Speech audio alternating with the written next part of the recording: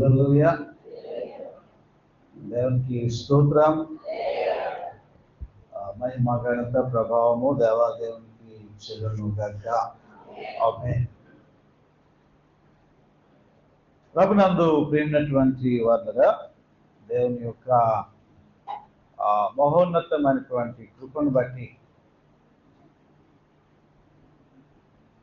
ఆయన దయను బట్టి దేవుడు వాళ్ళందరినీ కూడా ఈ పరిశుద్ధ ఆదివారపు దినములో ప్రవేశింపజేసి దేవుని నామాన్ని ఘనపరిచి కీర్తించడానికి ప్రభు ఇచ్చినటువంటి ధన్యతను బట్టి దేవునికి స్తోత్రాలు. అదేవిధంగా ప్రభు సన్నిధి పట్ల ఆసక్తి కలిగి ప్రభు పాదాలు చెంత చేరినటువంటి ప్రియ విశ్వాసాన్ని మీ అందరికీ కూడా మరి శుభములు కలుగును గాక. ఆమేన్. ప్రియమైనటువంటి దేవుని బిడ్డలారా, ప్రత్యేకంగా మరి ఈ దినము ఫాదర్స్ డే. అది నాకు నిన్న తెలిసింది. దేవుని వెంటనే దేవుని వాక్యాన్ని సిద్ధపడడం జరిగింది. అయితే ప్రియమైనటువంటి దేవుని బిడ్డలారా, మరి మదర్స్ డే రోజు దేవుని వాక్యాన్ని మనము స్త్రీల గురించి, తల్లుల గురించి ధ్యానం చేసినప్పుడు మరి తండ్రులు మర్చిపోతే మరి వారికి ఎక్కడ కోపం వస్తుందో అని మరి దినాన్ని ఆ యొక్క ఫాదర్స్, తండ్రులుగా వారి గురించి కూడా మరి దేవుని వాక్యాన్ని సిద్ధపడడం జరిగింది. ప్రభునందు ప్రియమైనటువంటి వాళ్ళరా, మరి ఈ ఫాదర్స్ డే ముఖ్యంగా మనము ఇప్పుడు పాట పాడుకున్నట్లుగా మొట్టమొదటిగా మన పరమ తండ్రి అయినటువంటి మన పరలోకపు తండ్రిని మనము జ్ఞాపకం చేసుకోవాలి. ఆయన అంటున్నాడు కదా, పుదిమి వచ్చే వరకు నేను ఎత్తుకున్న వాడను నేనే. ఇదిగో యెషయా గ్రంథం 46లో కూడా ఇదిగో నేను ఎత్తుకొనొచ్చు రక్షించు వాడను నేనే. కొంతకాలము మనల్ని పెంచి పోషించి రక్షించి కాపాడి వారి ప్రేమను పంచి మన అభ్యున్నతి కొరకు కృషి చేసి అనేక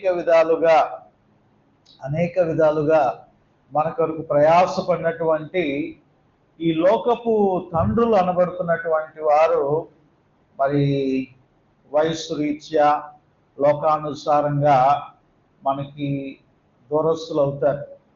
అది ఎవరు కాదనలేనటువంటి అది నిజం, అది తథ్యం కూడా. అయితే ప్రియమైనటువంటి దేవుని బిడ్డలారా, ఈ లోక సంబంధమైనటువంటి మరి మనల్ని ప్రేమించడానికి, మనల్ని పోషించడానికి, మనల్ని రక్షించడానికి తండ్రులను ఏర్పాటు చేసినటువంటిది కూడా దేవుడే.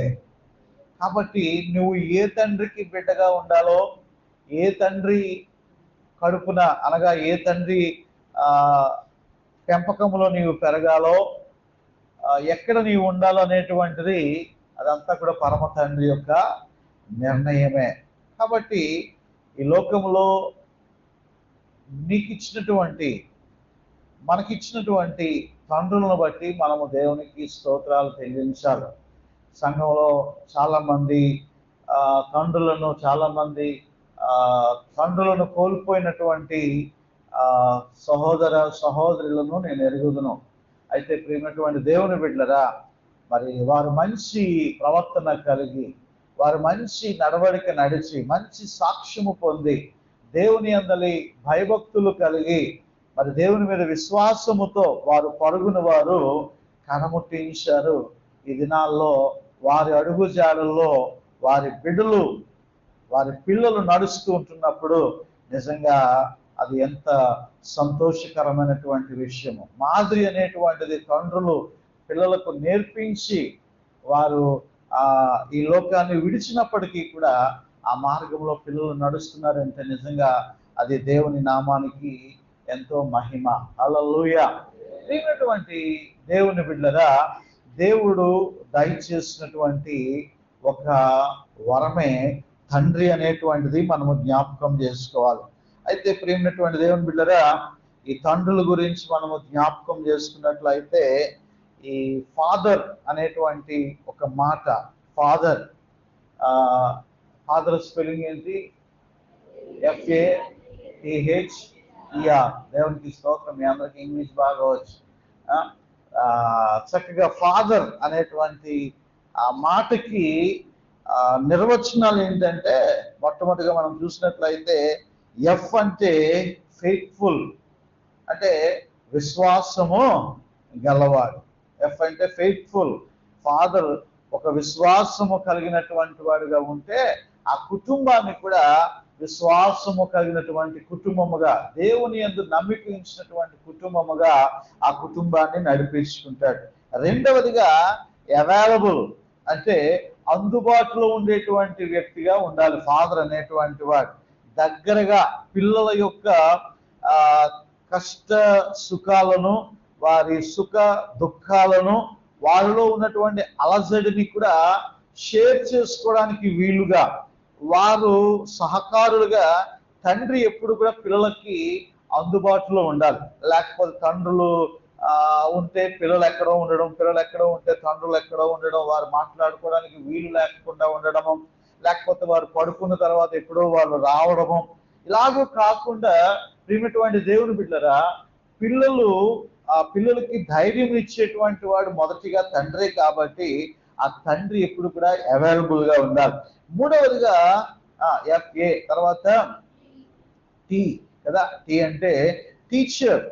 T అంటే టీచర్. ప్రియమైనటువంటి దేవుని బిడ్డలారా, తండ్రే మొట్టమొదటి టీచర్, అంటే మొట్టమొదటి ఉపాధ్యాయుడు. ప్రియమైనటువంటి దేవుని బిడ్డలారా, బోధించేటువంటి వాడు, మంచి మార్గం అనేటువంటిది వారి దగ్గరకు తీసుకుని వారికి బోధించేటువంటి, ఇది మంచి, ఇది చెడు. ఎందుకంటే ఆ తండ్రి తన జీవితంలో ఎన్నో ఒడిదొడుకులను ఎదుర్కొంటాడు, ఎన్నో అనుభవాలు ఉంటాయి. ఎక్కడ పడిపోయాడో, ఎక్కడ ఈ వేరే దారిలో వెళితే పడిపోయినటువంటి స్థితి, అవమానాలు ఎదుర్కొన్నటువంటి స్థితి, నిందలు ఎదుర్కొన్నటువంటి స్థితి, ఇవన్నీ కూడా ఫెయిల్యూర్ ఒక్కొక్కసారి తన జీవితంలో ఎదురై ఉండొచ్చు. అయితే వీటన్నిటినీ సరిచేసి ఒక టీచర్, అంటే ఒక బోధకుడుగా, ఆ మొట్టమొదటి టీచర్ ఎవరంటే, మాస్టర్ గారు ఎవరంటే ప్రియమైనటువంటి దేవుని బిడ్డలారా, తండ్రే. రెండవదిగా నాలుగవదిగా T తర్వాత H అంటే హంబుల్నెస్, అంటే వినయము గలవాడు. వినయము గలవాడు అంటే ఈ పిల్లల్ని గద్దించేటువంటి సమయంలో వాళ్ళని దగ్గరగా తీసుకొని వారిని చక్కగా లాలించి ప్రేమించి వారిని ఆదరించేటువంటి ఒక హంబుల్నెస్ అనేటువంటిది, విధేయత అనేటువంటిది అబ్రహాం జీవితంలో మనం చూస్తాం. అబ్రహాము దేవునికి విధేయుడిగా మనం చూస్తూ ఉన్నాం. కాబట్టి అటువంటి విధేయత అనేటువంటిది తనకు కలిగి ఉండడం కాదు, తన పిల్లల్ని కూడా విధేయత కలిగినటువంటి మార్గంలో నడిపించాలి. కోపోచిత్తులుగా మరి ఈ లోకంలో మనం చూస్తూ ఉన్నాం, బాదుకుంటూ ఉన్నారు, కొట్టుకుంటూ ఉన్నారు, రౌడీయిజం చేస్తూ ఉన్నారు, అనేక విధాలైనటువంటి రీతిలో వారిని నడిపిస్తూ ఉన్నారు. చాలా మంది తండ్రుల యొక్క గద్దింపు లేక, తండ్రి యొక్క భయం లేక వారు విడిగా వారు తిరుగుతూ ఉన్నారు. ప్రియమైనటువంటి దేవుని బిడ్డలారా, నాలుగవదిగా మనం చూసినట్లయితే హంబుల్నెస్. రెండవదిగా అంటే ఎంకరేజర్. అంటే వారిని ప్రోత్సహించేటువంటి వారుగా మనం ఉండాలి. వారిని ఎప్పుడు కూడా కించపరచకూడదు, వాటిని ప్రోత్సహించాలి. నువ్వు చేయగలవు, నువ్వు సాధించగలవు, నువ్వేమి తక్కువైనడు కాదు. దేవునికి ఇచ్చినటువంటి జ్ఞానము అపరిమితమైనటువంటి జ్ఞానము, నువ్వు ఖచ్చితంగా సాధిస్తావు. అంతేగాని వాటిలో నీరసాన్ని నింపకూడదు. నువ్వేం చేస్తావులే, నువ్వేం చదువుతావులే, నువ్వేం వెళ్తావులే, నీకేమేం జరుగుతుందిలే, అల్లాన్ని చూడు, ఇల్లుని చూడు అని ఇతరులతో మనం కంపేర్ చేసి మనం మాట్లాడకూడదు. కానీ ప్రియమైనటువంటి దేవుని బిడ్డలారా, వారిని ఒక తండ్రి ఎంకరేజ్ చేసేటువంటి విధముగా ఉండాలి. ప్రియమైనటువంటి దేవుని బిడ్డలారా, చివరిగా R అంటే రెస్పాన్సిబుల్ అంటే బాధ్యత కలిగినటువంటి వాడుగా. బాధ్యత, పిల్లల యొక్క బాధ్యత తండ్రి తీసుకోవాలి. అంతేగాని బాధ్యత రాహిత్యముగా జీవించినట్లయితే నిజంగా నేనున్నాను, నేను తిన్నాను, నేను పడుకున్నాను, నా స్థితి బాగుంది అనుకునేటువంటి తండ్రి అసలు వాడికి బాధ్యతే లేదన్నమాట. వాడు అన్ఫిట్ ఫర్ జాబ్. దేవుడు వాడిని తండ్రిని చేసినందుకు నిజంగా దేవుడే సిగ్గుపడతాడు. ఎందుకో తెలుసా? వాడికి బాధ్యత అనేటువంటిది లేకుండా పిల్లల్ని వదిలిపెట్టేశాడు కాబట్టి. ప్రియమైనటువంటి దేవుని బిడ్డరా, దేవుడు ఈ లోకంలో ఉన్నటువంటి ప్రతి జీవికి కూడా దేవుడిచ్చినటువంటి మరి యొక్క వరము, ఒక వరము తల్లి అయితే మరి యొక్క వరము తండ్రి. తను తిన్నా తినకపోయినా, తను ఉన్నా లేకపోయినా, ఇదిగో పిల్లలకి ఉన్నదా లేదా, పిల్లలు కట్టుకున్నారా లేదా, పిల్లలకి వారి యొక్క ఎడ్యుకేషన్ విషయంలో, ప్రతి విషయంలో కూడా తండ్రి తగ్గి పిల్లల్ని హెచ్చించాలని చూసేటువంటి వాడే తండ్రి. ఏమటువంటి దేవుని బిడ్డరా, అయితే ఈ దినాన్ని కొన్ని విషయాలు మనము జ్ఞాపకం చేసుకుందాం. దేవుని వాక్యంలో నుండి కొన్ని విషయాల్ని మనము జ్ఞాపకం చేసుకుందాం. ప్రత్యేకంగా ఈ ఫాదర్స్ డే అనేటువంటిది ఎలాగా వచ్చింది, ఈ ఫాదర్స్ డే అనేటువంటిది ఎలాగా వచ్చింది అనేటువంటి విషయాన్ని ఒకసారి మనము మరి మీలో ఎంతమందికి తెలుసో తెలీదు కానీ మళ్ళా ఒకసారి నేను చెప్పాలని ఆశపడుతూ ఉన్నాను. 1910వ సంవత్సరంలో సొనారా స్మార్ట్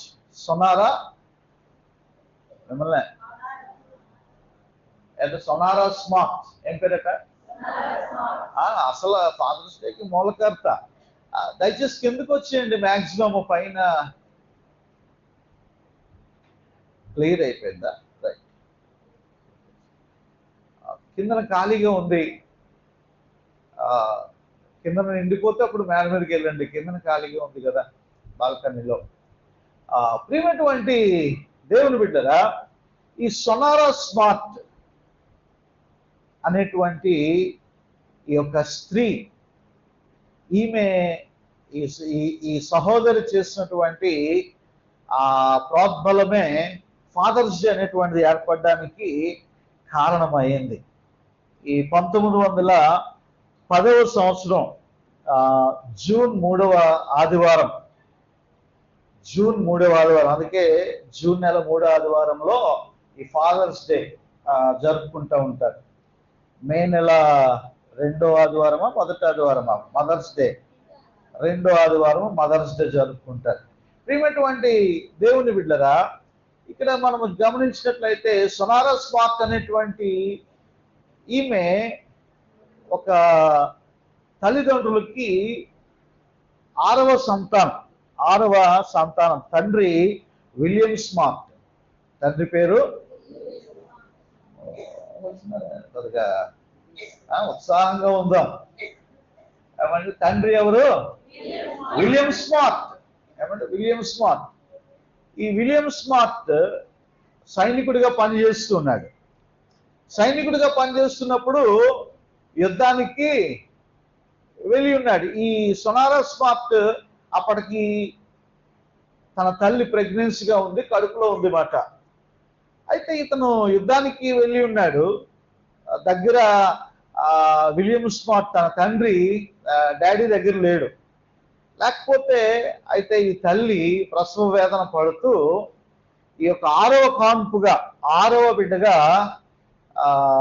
ఈ యొక్క సొనారా స్మార్ట్ ని కనడం జరిగింది. అయితే ఆ దినాల్లో వైద్య సౌకర్యాలు తక్కువ కాబట్టి ఈ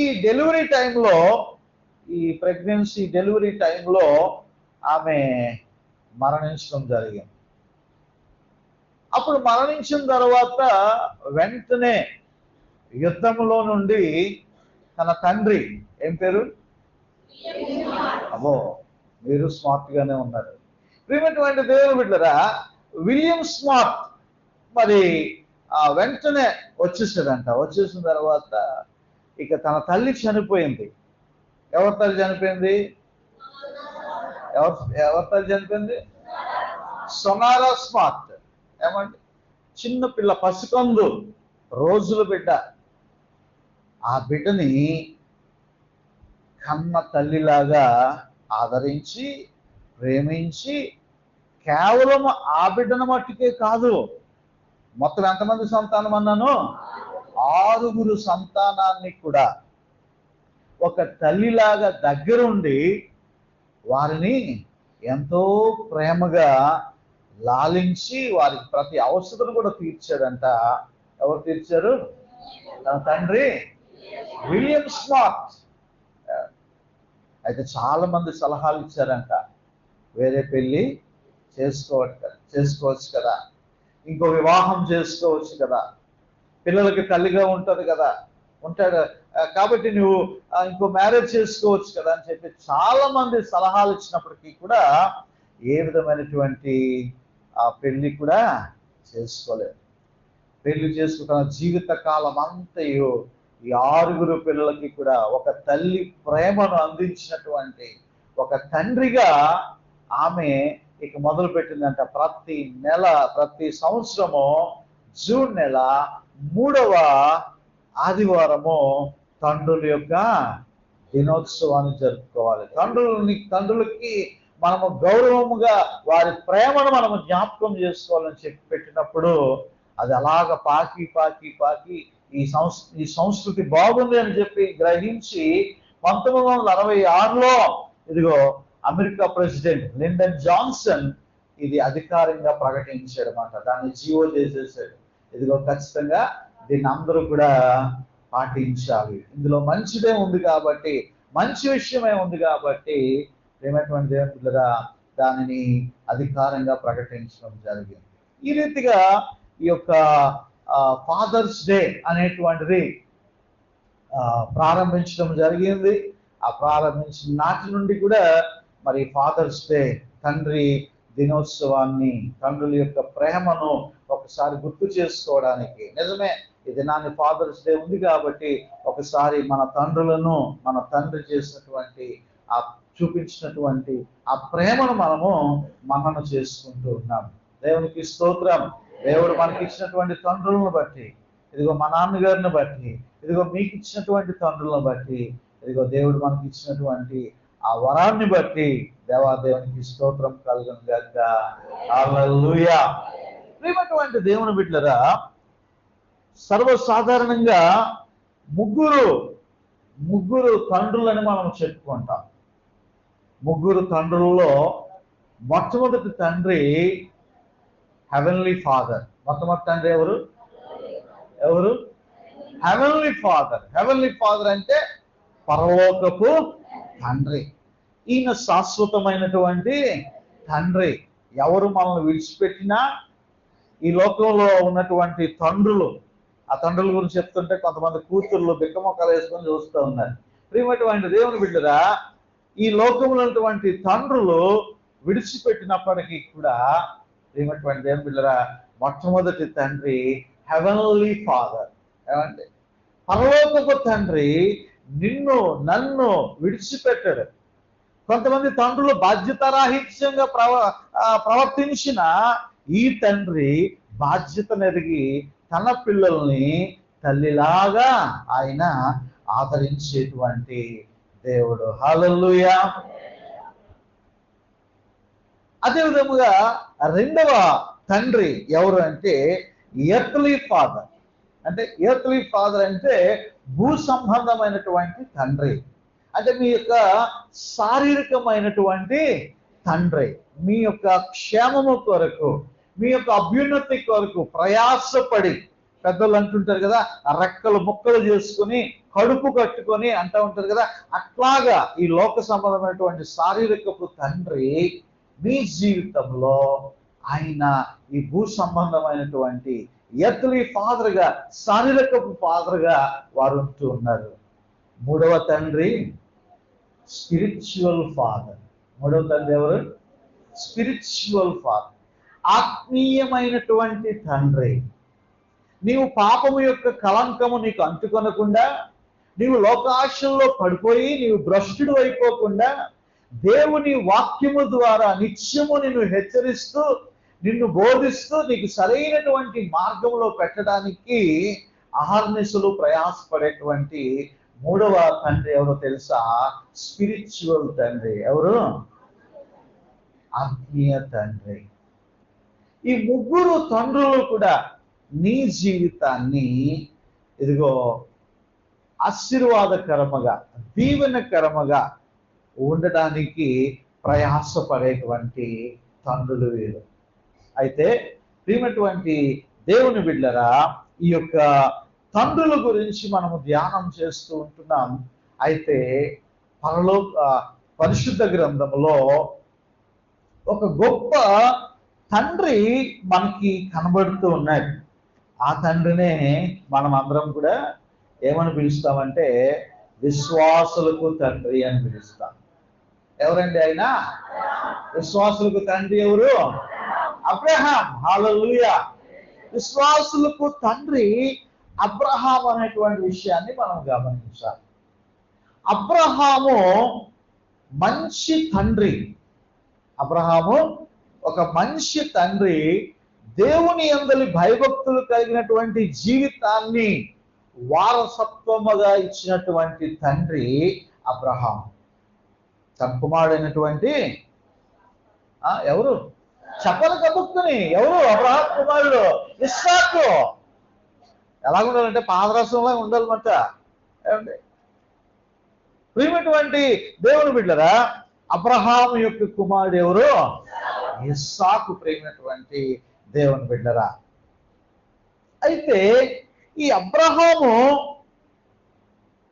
ఆస్తిపాస్తులు ఎంత ఇచ్చాడో, ఆస్తిపాస్తులు ఏ విధముగా సమకూర్చి పెట్టాడో ఇవేమీ కూడా పరిశుద్ధ గ్రంథంలో రాయబడలేదు. కానీ ప్రియమైనటువంటి దేవుని బిడ్డలారా, మనము గమనించినట్లయితే అబ్రహాము తండ్రిగా తన పిల్లలకి ఇచ్చినటువంటి ఆ గొప్ప ఆశీర్వాదాన్ని మనము గమనించినట్లయితే ఏ విధముగా అబ్రహాము తన కుమారుడైనటువంటి ఇస్సాకుని దేవుని యందు భయభక్తులుగా పెంచాడో, ఏ విధమైనటువంటి ఆశీర్వాదాలను ఒక తండ్రి కలిగి ఉండి తన బిడ్డకి ఇచ్చాడో మనం యొక్క సమయంలో మనం జ్ఞాపకం చేసుకుందాం. తండ్రిని జ్ఞాపకం చేసుకుందాం, కొడుకుని జ్ఞాపకం చేసుకుందాం. అందుకే కదా దేవుడు అబ్రహాము, ఇస్సాకు, యాకోబు దేవుడును అంటాడు. హల్లెలూయా. అబ్రహాము, ఇస్సాకు, యాకోబు దేవుడును అంటాడు. అయితే ఈ యొక్క అబ్రహాము యొక్క జీవితంలో మొట్టమొదటిగా మనము గమనించినట్లయితే ఆదికాండము ఒకసారి చూడండి. ఆదికాండము 26వ అధ్యాయం. 26వ అధ్యాయము ఆదికాండము ఆ యొక్క 25వ వచనం ఒకసారి చదివినట్లయితే అక్కడ అతడు ఒక బలిపీఠము కట్టించి యెహోవా నామమున ప్రార్థన చేసి అక్కడ తన గుడారము వేసును. అప్పుడు ఇస్సాకు దాసులు అక్కడ బావి త్రవ్విరి. మొట్టమొదటిగా ఇస్సాకు అక్కడ ఒక బలిపీఠము కడుతూ ఉన్నాడు. ఆ బలిపీఠము కట్టి యెహోవా నామమున అక్కడ ప్రార్థన చేసి. ఎవరికి అలవాటు అయింది? ఇస్సాకుకి బలిపీఠము కట్టి ప్రార్థన చేసేటువంటి అలవాటు కలిగింది. ఇది ఎవరిని బట్టి కలిగింది? అబ్రహాము విషయంలో మనము గమనించినట్లయితే ఒకసారి 18వ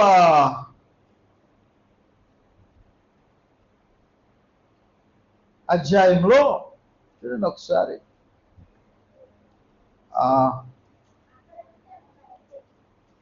ఎన్నో వచనమా? 12వ వచనము. అధ్యాయము 12వ అధ్యాయము 8వ వచనం చదవండి అమ్మా. అక్కడ నుండి అతడు బయలుదేరి బేతేలుకు తూర్పునున్న కొండకు చేరి పడమటనున్న బేతేలునకును తూర్పునున్న హాయికి మధ్యన గుడారము వేసి అక్కడ యెహోవా బలిపీఠము కట్టి యెహోవా నామమున ప్రార్థన చేసెను. హల్లెలూయా. తండ్రి యెహోవా నామమున ప్రార్థన చేసెను, బలిపీఠము కట్టి యెహోవా నామమున ప్రార్థన చేసెను. ఇప్పుడు ఇస్సాకు దగ్గరికి వస్తే ఇస్సాకు కూడా బలిపీఠము కట్టి యెహోవా నామమున ప్రార్థన చేసెను. హల్లెలూయా. ప్రియమైనటువంటి దేవుని బిడ్డలారా, తండ్రికి ఒక గొప్ప అలవాటు ఏంటంటే యెహోవా నామమున ప్రార్థన చేసెను. ఈరోజు ప్రియమైనటువంటి దేవుని బిడ్డలారా, తండ్రులు అయినటువంటి వారు ఎలా ఉండాలో తెలుసా? గొప్ప ప్రార్థనా పరులుగా వారు ఉండాలా. తండ్రులైనటువంటి వారు ప్రార్థనా పరులుగా ఉండాలా. ప్రియమైనటువంటి దేవుని బిడ్డలారా, తండ్రులు ప్రార్థించేటువంటి వారుగా ఉండాల. వారు ప్రార్థనా పరులుగా ఉంటే బిడ్డలు కూడా ఏమవుతారు? ప్రార్థనా పరులు అవుతారు. తండ్రి యొక్క మార్గాన్ని అనుసరించి ఇస్సాకు నడుస్తూ ఉంటున్నాడు. ప్రియమైనటువంటి దేవుని బిడ్డలారా, ఇందులో చాలా మంది తండ్రులు కనీసం ఒరే ప్రార్థన చేసుకున్నావా, అరే నువ్వు ప్రార్థన చేసుకుని బయటకు వెళ్తున్నావా, అరే నువ్వు ఈరోజు వాక్యం చదివావా, అరే ఈరోజు రాత్రి కుటుంబ ప్రార్థన ఎందుకు చేయలేదురా, వారు పండుకున్నప్పుడు ఒరే నువ్వు ప్రార్థన చేసావా అని అడిగేటువంటి తండ్రులు ఎంతమంది ఉన్నారు ఈ దినాల్లో? ఎంతమంది తండ్రులు ఇక్కడ ఉంటూ ఉన్నారు? శారీరకంగా వారి క్షేమాన్ని కోరుకుంటున్నావు కానీ ఆత్మీయంగా వారిని భయభక్తుల్లో నువ్వు పెంచుతున్నావా? వారు రేపు పొద్దున సాతాను శోధనలను వారిని జయించేటువంటి ఒక సైనికుడు వలె ఈ లోకములో అన్నిటినీ ఎదుర్కొని వాడు జీవించాలంటే వారికి ఉన్నటువంటి ఒకే ఒక ఆయుధము ప్రార్థన అనేటువంటి ఆయుధము వారికి నేర్పిస్తున్నావా? ప్రియమైనటువంటి దేవుని బిడ్డలారా, చాలా మంది తండ్రులే ప్రార్థన చేసుకోరు. ఇక్కడ చాలా మంది తండ్రులు పెద్దల కన్నే లేచి ప్రార్థన చేయరు. తండ్రులు కుటుంబ ప్రార్థన జరుగుతుందా లేదా, వారు వాక్యం చదివారా, వారు ప్రార్థన చేస్తున్నారా, ఇటువంటివి గమనించకుండా వారు ఉంటూ ఉన్నారు. వారు ప్రార్థనా పరులుగా ఉండటం లేదు. తద్వారా పిల్లలు కూడా ఏమవుతూ ఉన్నారు? వారికి దేవుని యందు భయభక్తులు కలిగినటువంటి మార్గాన్ని వారికి నేర్పించడం లేదు. ఈరోజు వారు కొట్టిల్లిపోతున్నారండి అని బాధపడుతున్నారు అంటే దానికి కారణము తండ్రులే. ఎందుకంటే తండ్రి యొక్క భయం వారికి ఉండటం లేదు. ఇక్కడ కూర్చొని ఉన్నారు చాలా మంది తల్లిదండ్రులు. మీ బిడ్డలు ఎక్కడా, మీ కొడుకులు ఎక్కడా, మీ కూతుళ్ళు ఎక్కడా? సరే ప్రశ్న వేసుకోండి.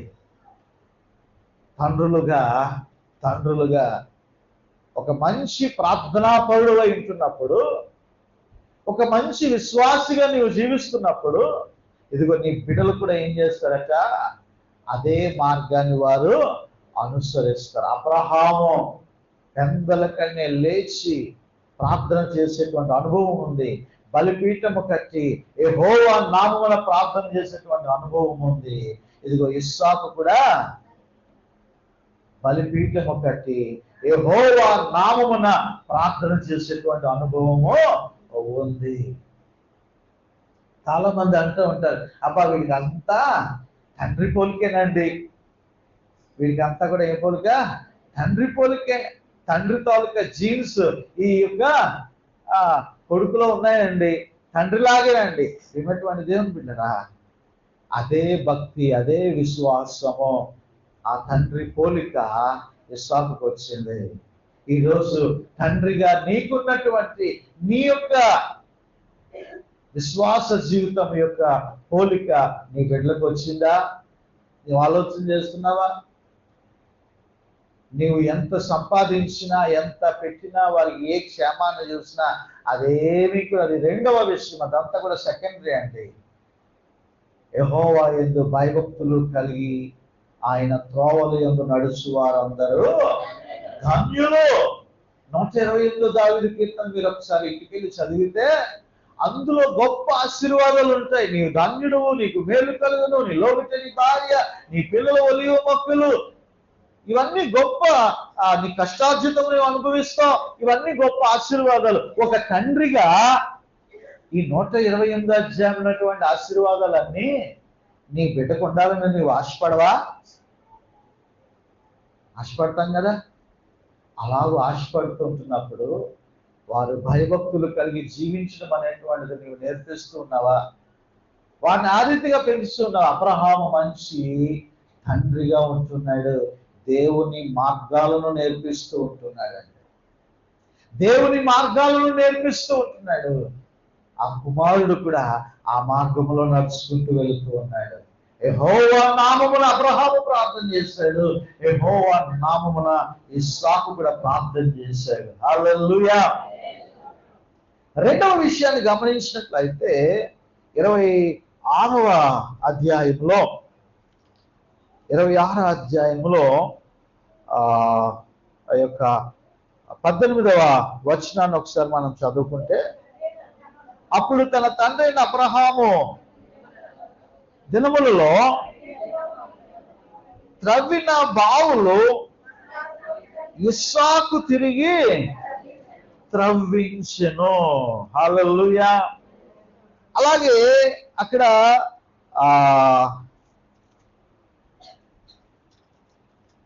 ఇస్సాకును బలి ఇచ్చేటువంటి సమయంలో ఒక సన్నివేశము జరుగుతున్నది. నీకొక బలిని, నీ ఒక్కగానొక్క కుమారుణ్ణి బలిగా ఇవ్వు అనేటువంటి ఒక పరీక్ష దేవుడు అబ్రహాముకు పెట్టినప్పుడు ఇస్సాకును బలి ఇవ్వడానికి ఎక్కడ కూడా అనుమతించలేదు. ఎక్కడ కూడా ఇస్సాకును బలి ఇవ్వడానికి ఎక్కడ కూడా అబ్రహాము వెనక్కి తగ్గలేదు.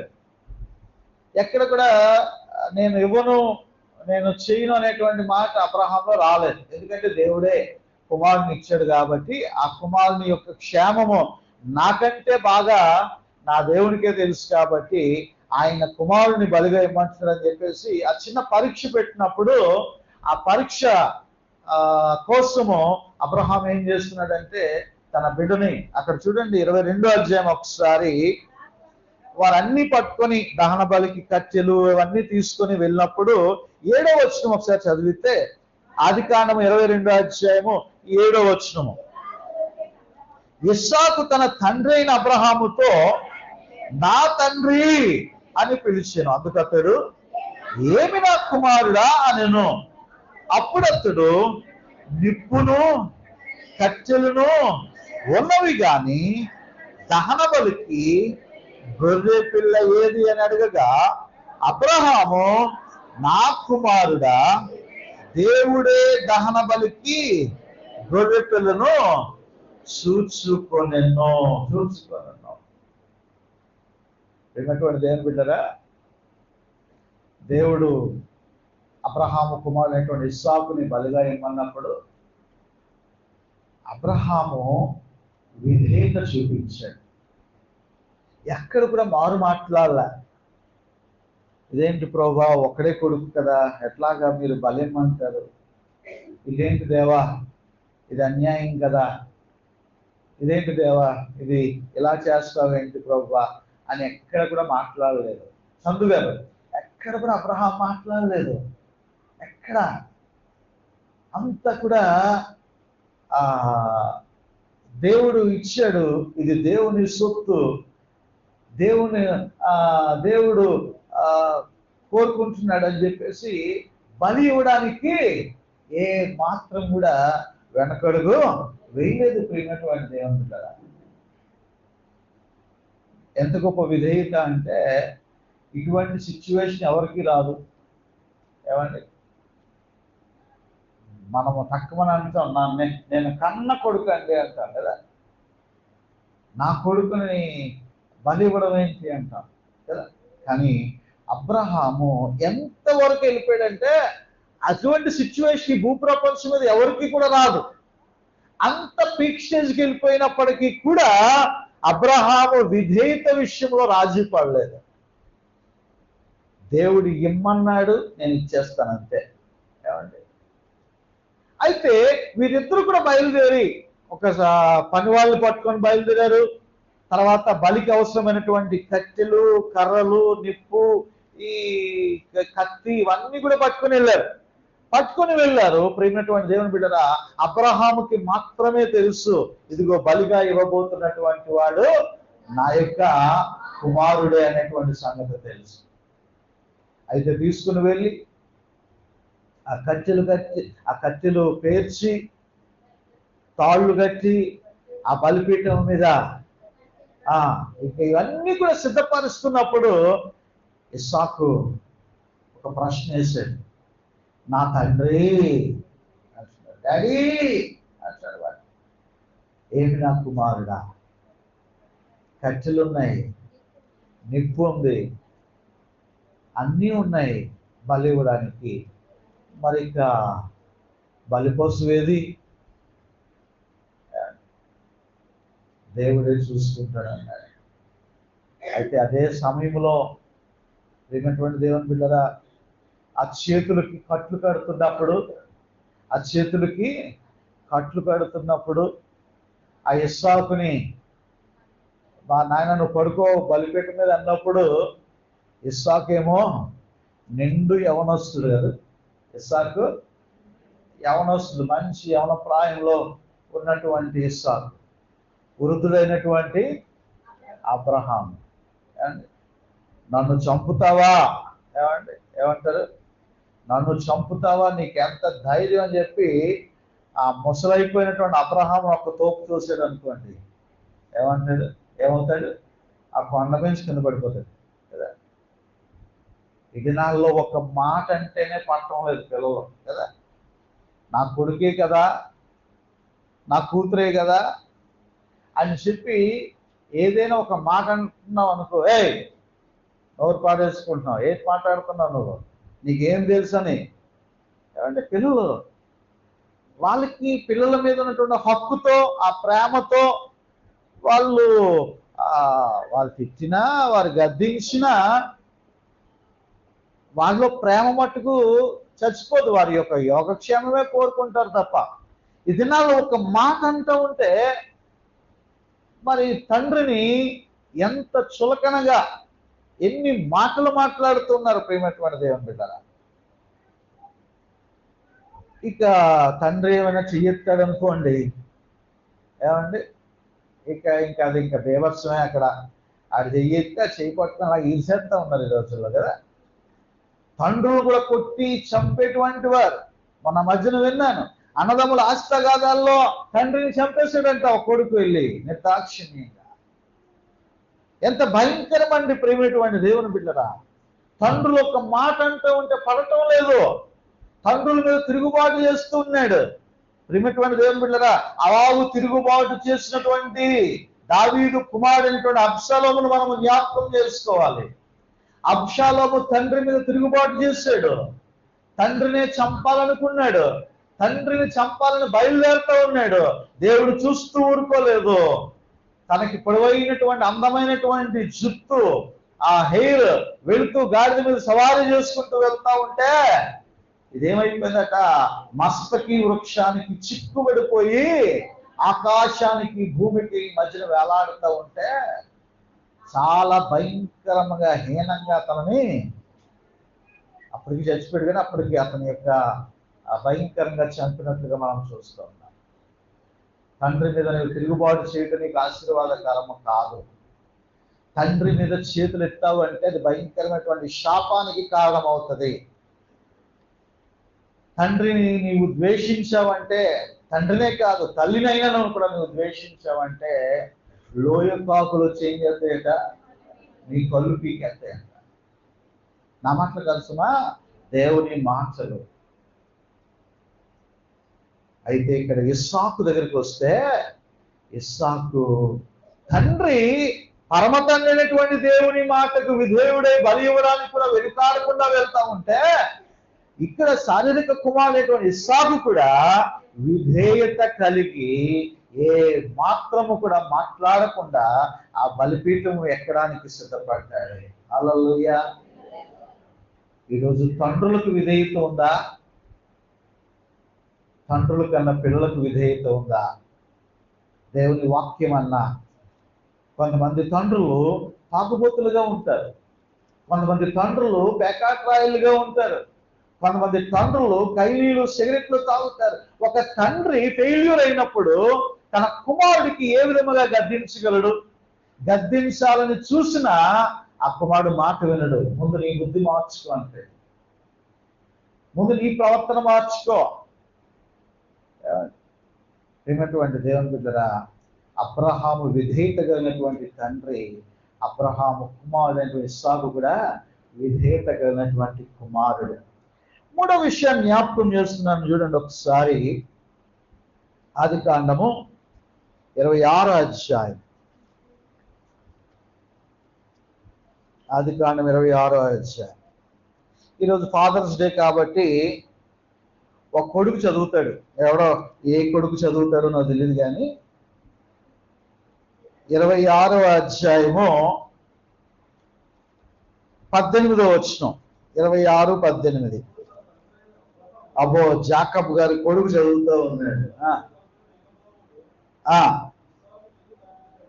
తవ్వించును ఏలయనగా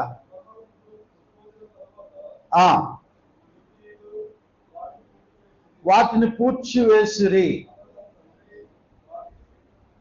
అతడు తన తండ్రి వాటికి పెట్టిన పేర్లు చొప్పున తిరిగి వాటికి పేర్లు పెట్టెను.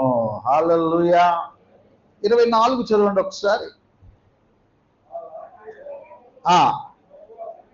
యెహోవా అతనికి ప్రత్యక్షమై, నేను నీ తండ్రి అయిన అబ్రహాము దేవుడును. నేను కొడుకులు చదవమన్నాను, తల్లులు చదివేస్తున్నాడు. చదవండి. నేను నీకు తోడై ఉన్నాను గనుక భయపడకుమో, నా దాసుడైన అబ్రహామును బట్టి నిన్ను ఆశీర్వదించి నీ సంతానమును విస్తరింప చేసేదను. హల్లెలూయా. మూడవదిగా, దేవుడు ఎవరికి తోడై ఉన్నాడు? అబ్రహాముకు తోడై ఉన్నాడు. అబ్రహాముకు తోడై ఉన్నాడు. అబ్రహాముకి తోడై ఉన్నటువంటి దేవుడు ఇప్పుడు ఇక్కడ చెప్తూ ఉన్నాడు, ఇదిగో నేనును నీకు తోడై ఉన్నాను గనుక భయపడకము. అబ్రహామును ఆశీర్వదించాను, అబ్రహామును దీవించాను, అబ్రహాముని దీవెనకరముగా ఉంచాను. ఇదిగో అబ్రహాం అంటే తండ్రి యొక్క భక్తిని బట్టి, తండ్రి యొక్క విశ్వాసాన్ని బట్టి, తండ్రి యొక్క భయభక్తులను బట్టి ఇప్పుడు అంటున్నాడు, అబ్రహామును బట్టి నేనును నీకు తోడై ఉంటూ ఉన్నాను. హల్లెలూయా. తండ్రి ఆస్తిపాస్తులు ఇచ్చాడా లేదా అనేటువంటిది సెకండరీ. దేవుని అందరి భయభక్తులు అనేటువంటిది నువ్వు ఇస్తున్నావంటే నిన్ను బట్టి నీ బిడ్డలు ఆశీర్వదించబడతారు, నిన్ను బట్టి నీ బిడ్డలు దీవించబడతారు. అబ్రహామును బట్టి ఇస్సాకు ఆశీర్వదించబడ్డాడు. అబ్రహాం యొక్క నీతి మార్గము, అబ్రహాం యొక్క యథార్థ మార్గము, అబ్రహాం యొక్క విధేయత, అబ్రహాం యొక్క గురి, ఇవన్నీ కూడా దేవుడు లెక్కించాడు. తన తండ్రి యొక్క విశ్వాసాన్ని బట్టి, తన తండ్రి యొక్క భయభక్తులను బట్టి ప్రియమైనటువంటి దేవుని బిడ్డరా, తన యొక్క కుమారుడైనటువంటి ఇస్సాకు చెప్తున్నాడు, అబ్రహాముకు నేను తోడై ఉన్నాను, అతనిని బట్టి నీకు కూడా నేను తోడై ఉంటాను. అబ్రహామును ఆశీర్వదించాను, అబ్రహామును బట్టి నేను నిన్ను కూడా ఆశీర్వదిస్తాను అంటున్నాడు. హల్లెలూయా.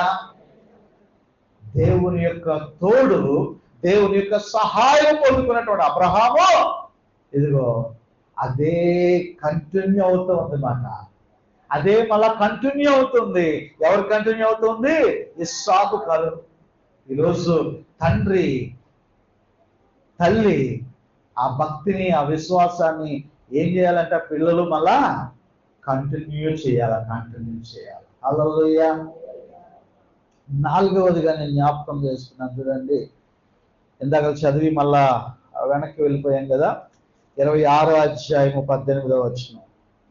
26:18. అప్పుడు తన తండ్రి అయిన అబ్రహాము త్రవ్విన నీళ్ల బావులు ఇస్సాకు మరలా తవ్వించాడు.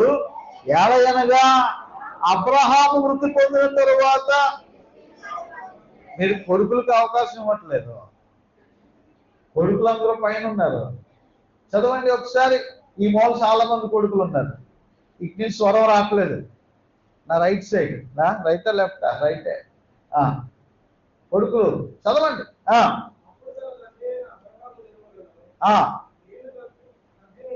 నీలరావు గారు కొడుకు చదువుతూ ఉన్నాడు.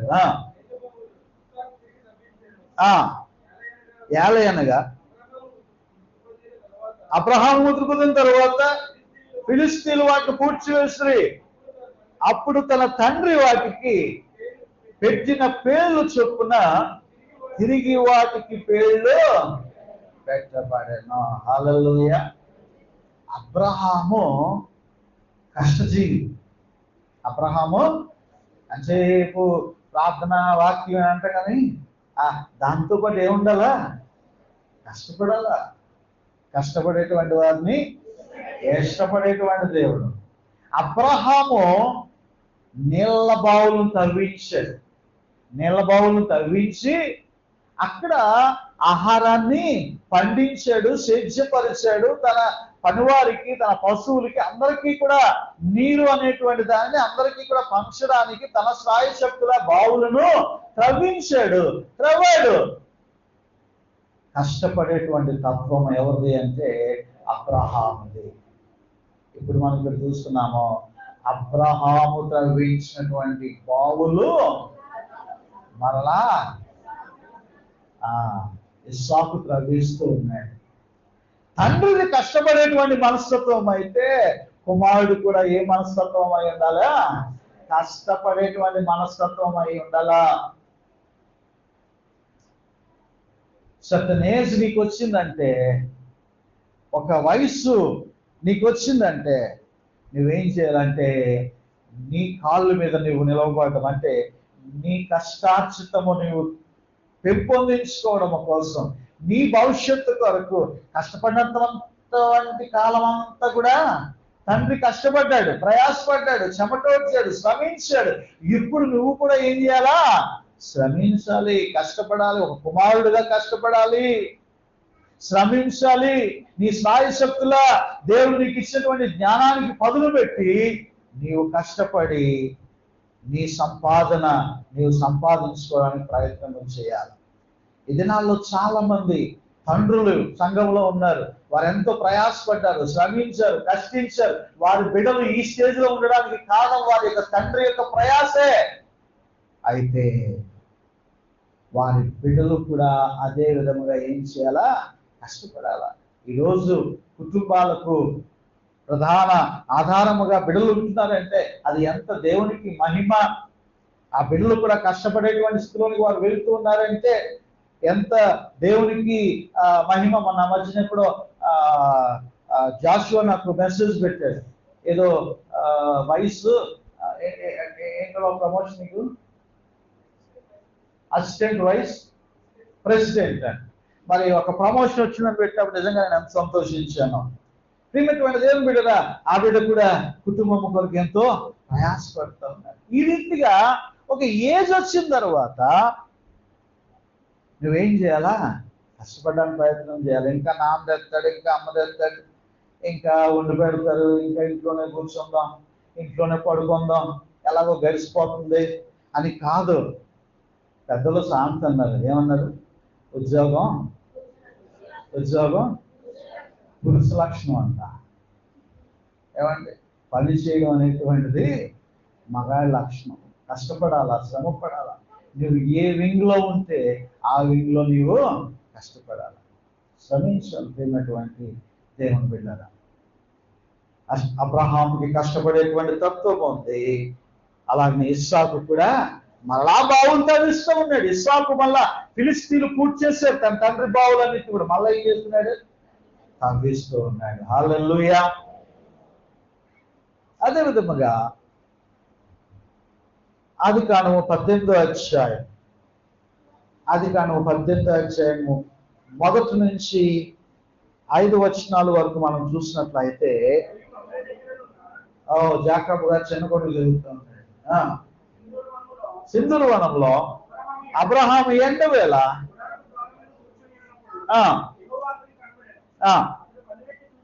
ముగ్గురు మనుషులు నిలవబడి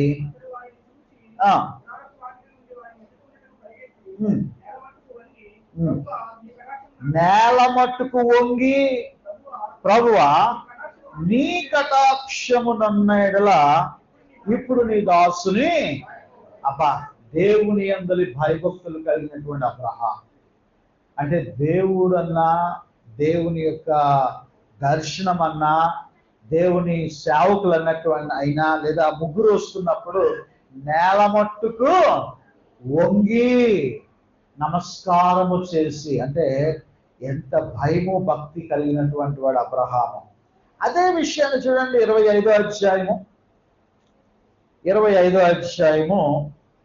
21వ వచనం ఆదికాండము.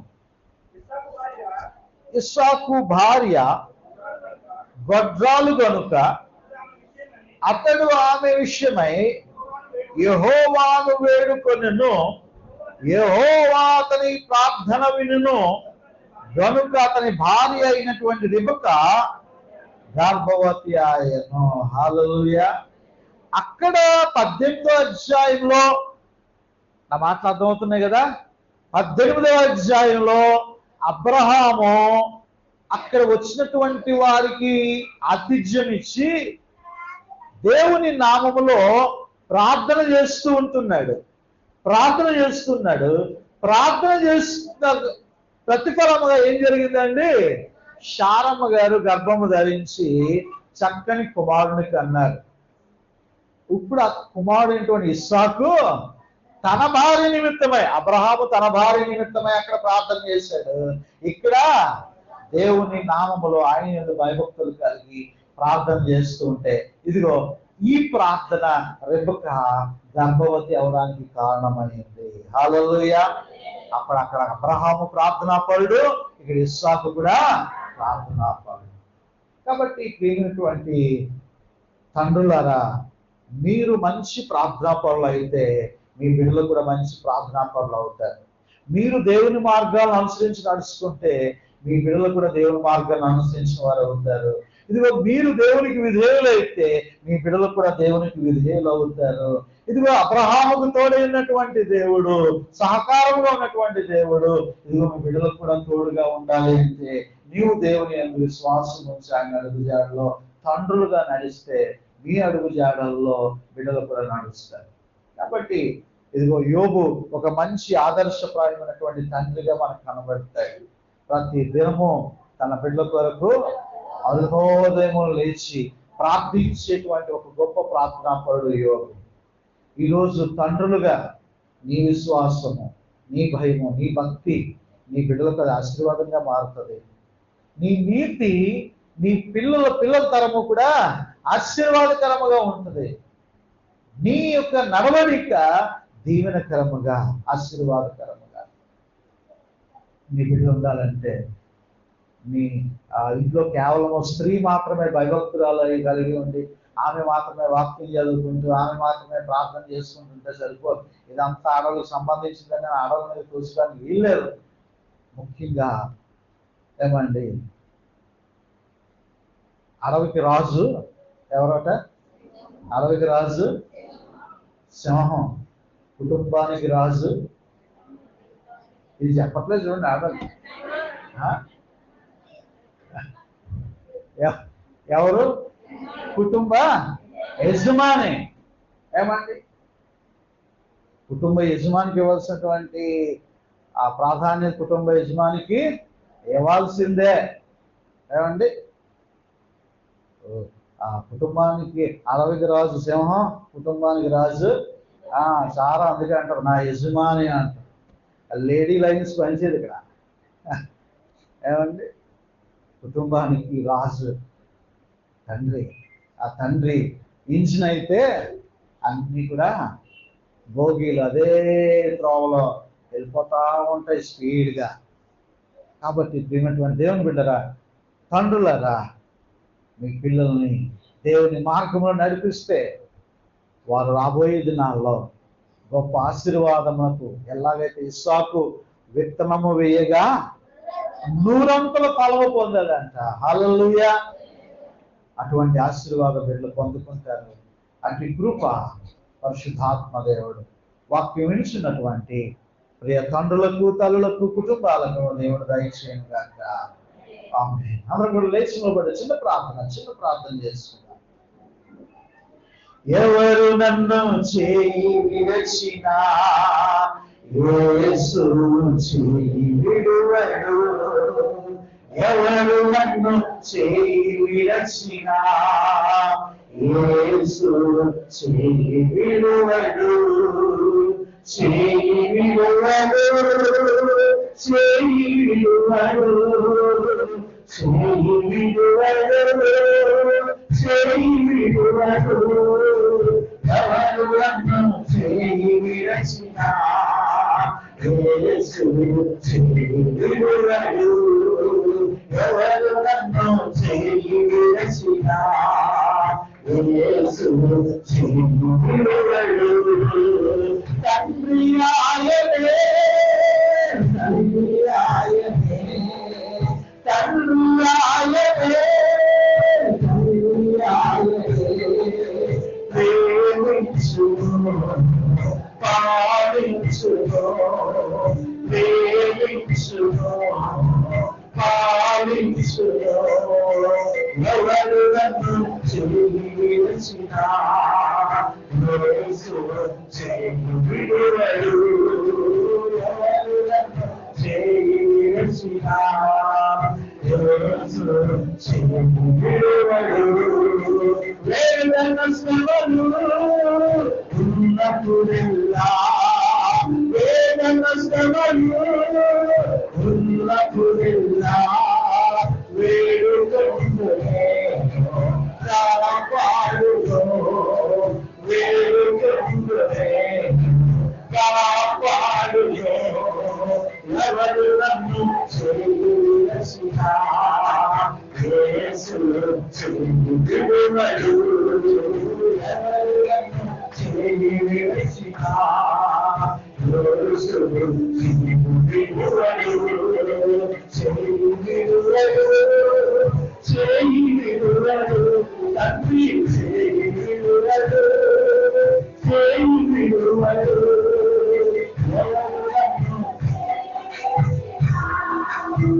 యేసు విడువడు.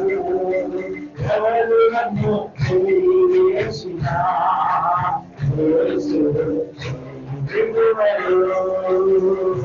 హల్లెలూయా. విడువడిన ప్రభువుకు తండ్రి యేసయ్యా నీకు వందనాలు. ఇదిగో దేవా ఇంతవరకు తండ్రి నాయన ఆయా తండ్రి యొక్క బాధ్యతలు, కుమారుని యొక్క బాధ్యతలు అయ్యా మాకు నేర్పించావు, నీకు వందనాలు. అవును తండ్రి, తండ్రి భయభక్తులు కలిగి జీవించినప్పుడు, తండ్రి సన్మార్గంలో జీవించినప్పుడు, తండ్రి విధేయత కలిగి జీవించినప్పుడు, తండ్రి దేవుడి మీద ఆధారపడి జీవించినప్పుడు నాయన ఆయా పిల్లలు కూడా అదే మార్గంలో నడుస్తారని అబ్రహాము ద్వారా, అబ్రహాము యొక్క జీవితము ద్వారా ఇస్సాకు ఏ విధముగా దీవెనలు పొంది ఉన్నాడో అట్టి జీవితాన్ని ప్రభువా ఆయా సంఘంలో ఉన్నటువంటి తండ్రులైనటువంటి వారందరికీ మీరు దయచేయండి దేవా. ఆయా కుమారులైనటువంటి వారందరికీ దయచేయండి దేవా. యేసయ్యా నీకు వందనాలు, స్తోత్రాలు.